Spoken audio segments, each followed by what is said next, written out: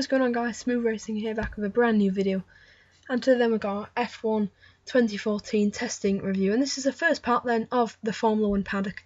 Basically, this is a series where I'll be talking about real life F1, and there'll be some F1 2013 gameplay in the background.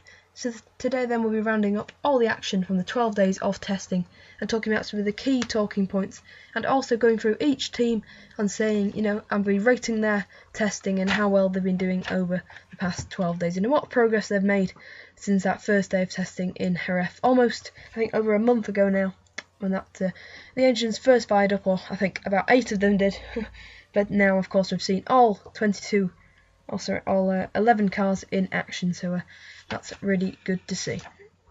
So first of all then, we're going to be going over the mileage done by each drivers, and we'll be taking you through very quickly through the order. So we'll start off then at the top. Nico Rosberg did the most mileage, followed by Alonso, Magnussen, Bottas, Hamilton, Gutierrez, Massa, Sutil, Hülkenberg, Raikkonen, Perez, Button, Marcus Ericsson, Kamui Kobayashi, Jean-Eric Vergne, Kvyat, Bianchi, Daniel Ricciardo, Sebastian Vettel, Pastor Maldonado, Max Chilton, Romain Grosjean, Felipe Nasr, Robin Freins, and Daniel Juncadella. Sorry if I pronounced that name wrong. Still probably won't learn until they actually get to race seat how to pronounce that name. But anyway, yeah, we had 3 reserve drivers then: Nasr, Freins, and Juncadella. And interestingly, Felipe Nasr had 1 day of testing and he managed to do 471 kilometres, and then altogether Romain Grosjean, over 8 days of test, well, probably over about 4 days of testing, only managed to do 493. So Romain Grosjean, despite having more days of testing than Nasr, only getting slightly few laps in, and that's where I'm going to be starting with Lotus. Now, this is quite an interesting team. Of course, first of all, they missed Jerez due to funding. They just didn't have enough money, their car wasn't ready. A number of factors that contributed to them not taking part in the test. Altogether, Lotus managed to do 1,288 kilometres. That's the lowest of any of the 11 teams, and it certainly shows. I think they only managed to do 86 more kilometres than they did in the first Bahrain test. I think they did 601 in the first Bahrain, and then in the second they did 687. So Lotus not really improving over the test, and that could be quite a cause for concern as they head into the up and coming season. So Lotus, definitely, I think, the team with the most improvements to make. Moving on to the team 10th in the kilometres standings is Marussia. Did 1,686 kilometres. Marussia, I think I said before the second Bahrain test that they need to get their act together. They need to be getting some more miles done, or else they could be struggling. And they must have heard me, because that's exactly what they did. I'll just take you through a couple of facts here. In Jerez, they got 133 kilometres. In the Bahrain 1, they got 157, but in Bahrain 2, they got 1,396. So really impressive stuff from Marussia there. And definitely a big improvement coming into this season. Still some reliability issues though, so I wouldn't count on Chilton finishing every race in 2014. That would be a very rare occasion if that did happen. But Marussia just sort of needs to maybe iron out a few reliability issues, but it's looking, I think, pretty good for Marussia coming into the season. It's definitely, I think, what they wanted. A fairly reliable car, and also looking quite good at pace, but of course you can't really do too much in testing times. That practice 1 session, or that qualifying 1 session in Australia, is going to prove pivotal to finding out the pace of that Marussia. Moving on to Red Bull, who are 9th in the standings of kilometres. I can't even say it now. But yeah, they did 1,711, so just slightly more than Marussia, and not good days of testing for Red Bull at all. In fact, it was pretty horrible, definitely a nightmare that Adrian Newey, Christian Horner, Sebastian Vettel, Daniel Ricciardo, everyone at Red Bull will be really hoping to forget, and they really need to move on from that. I think they've got 2 days of filming days. I think one's going on today with their 2014 car, and then one of them's going on with the 2012 car, I believe, the RB8 track day of filming. So hopefully that will contribute for Red Bull. But at the moment, I think they've only completed a race distance once, I'd like to say. So not looking like Red Bull are going to finish in Australia. If Australia race was tomorrow, However, they have got 2 weeks until the season starts. Maybe they'll be bringing some improvements there. In terms of pace, it's too hard to say how good Red Bull. They could be the fastest, they could be the slowest. We just don't know with the Red Bull. It doesn't matter at the moment. Their main issue is reliability. First of all, I think with every team they just have to get the reliability sorted, then they can start thinking about pace. Moving on to their sister team, Toro Rosso, who are actually above them. They did over 700 more than Red Bull. It's really impressive stuff from Toro Rosso. I think in the last test they really sort of picked it up, and the reliability was definitely a lot better for Toro Rosso in the Bahrain test too. Definitely looking better for Toro Rosso than it is Red Bull. I think Toro Rosso slightly changed their front nose, so it's not quite as horrible as it was before, but it's still pretty bad. Moving on to Caterham, they were 7th in the standings. Caterham, definitely one of the teams to watch out for in 2014. I think they could either be quite good or a bit of a flop in 2014. We'll have to see. I'm not quite sure yet, but they did 3,313 miles. So, the best of the Renault teams, and that certainly showed throughout. They were very consistent with getting the kilometres in. They did the most of any Renault team in Jerez, the most of any Renault team in Bahrain Test 1, and the most of any Renault powered car in Bahrain Test 2. So that's just showing that Caterham have definitely got the best reliability of the Renault engines. But of course, it's not just about the engine. The car has broken down on a few occasions, and it's quite interesting to see that and how they'll try and catch up to the midfield in the up and coming season. But quite an interesting test for them. Of course, we saw Shrines, I think, on one day, actually a couple of days. I think he did some mileage in Jerez and the first Bahrain test. But some good mileage for Kobayashi. He's going back into the car, and also for Marcus Ericsson. I think Marcus Ericsson was 13th. Shimura Kobayashi was 14th. So Ericsson only getting 200 more kilometres than Kobayashi. So good stuff for both Caterham drivers. Some valuable information on for them for the up and coming season. Moving on to in 6th place for the kilometre standings was Force India. Quite an interesting test for them. Definitely Bahrain Test 2 was their best test, and that's basically the most important one as it is closest to the season.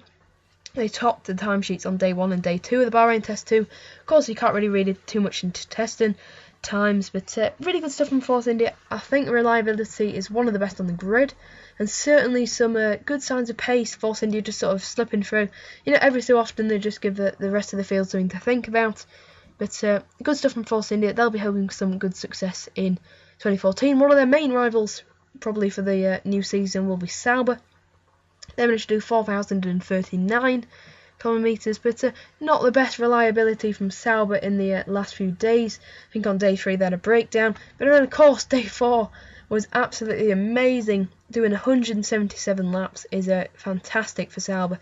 That was such a good save. If they can do that in Australia, divide that by 2 and you get easy enough for 2 race distances. So hopefully for them, Sutil and Gutierrez will be making it to the finish line in Australia, and indeed for the rest of the season. So things looking up for Sauber. I'd just like to give a quick note now, actually, just while I remember, that Caterham will be changing their nose at the Spanish Grand Prix to the Lotus 2 Tusk nose. That's quite an interesting thing I found on Sky Sports. But yeah, that is actually confirmed that Caterham will be changing to the Lotus nose. So that'll be quite interesting to see how good the Lotus and the Caterham noses will be, and if the rest of the field will switch them for 2015, or if they'll be switching to Williams nose, or indeed the Mercedes, Marussia and Red Bull noses. But moving on then to McLaren, and slightly worrying for them that Bahrain Test 2 did not altogether go to plan. Toro Rosso got the same amount as mileage as them, so not really what McLaren would like to be seeing. After getting so much running done in Jerez and Bahrain Test 1, Bahrain Test 2 didn't really work out for them. They got a few good lap times, especially in Bahrain Test 1. Magnussen showed some good pace, he had a bit of fun. I think he crashed though, and so did Button. But McLaren looking quite good, but just reliability, as always, might be letting the working outfit down, but we'll have to see. Ferrari, 3rd most mileage on the grid, 4,489. Interesting free test for them. Quite consistent throughout the free test. Each of them, they had a few problems, but they did have a quite strong Bahrain Test 2. The pace is unknown at the moment. You know, they could be second fastest, they could be fifth fastest, but no one's really putting them down as the fastest car on the grid. That title seems to be going to Mercedes at the moment. Williams, second most mileage done. Really impressive Bahrain Test 2 for them. They did the most mileage of anyone at that test, so really good stuff from Williams. Really good at Bahrain Test 1 as well, actually. I think, yeah, they did the most for Bahrain Test 1 and the most for Bahrain Test 2, so Williams looking nearly bulletproof reliability, just that slight blip on the last day where the car stopped in track. But I think they were just, you know, putting everything into it, making that car go as fast as possible and seeing how far they could push that Williams in. I'm not really sure how they can go from, you know, a disaster. Sorry, paper just fell over. Such disastrous 2013 season, and then sort of change into this. You know, the Williams, I can almost guarantee, is not going to be at the back of the field like last year. It will be scoring points, I think, on a regular basis, and maybe wins, I think, is a bit too far for them, but we'll have to see. Hopefully they'll prove me wrong, because it'd be really good to see Bottas and Massa fighting up front. And let's finish then with Mercedes, and definitely I think the fastest car from testing.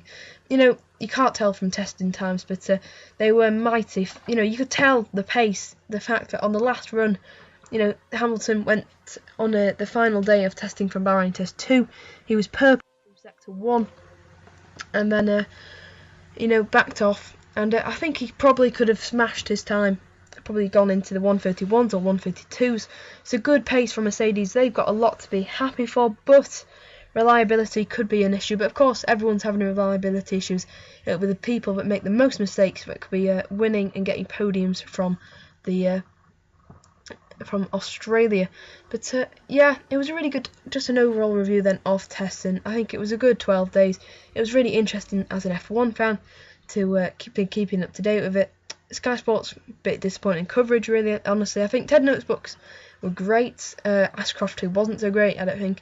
I think this, you know, just should have put live coverage for at least one of the tests, definitely. But sadly, we didn't see that. But I suppose it makes Australia all the more exciting. And a preview of Australia will be coming shortly to the channel, so make sure you stay tuned for that.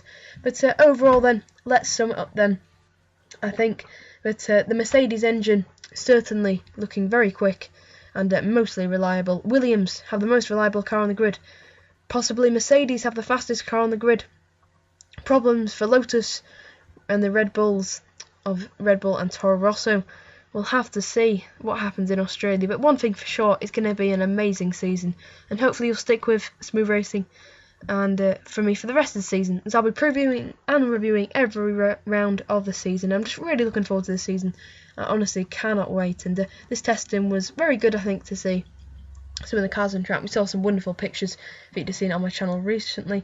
But to sum it up, I think Lotus are in the deepest trouble. And I think Williams have the bulletproof reliability. Mercedes have a very fast car.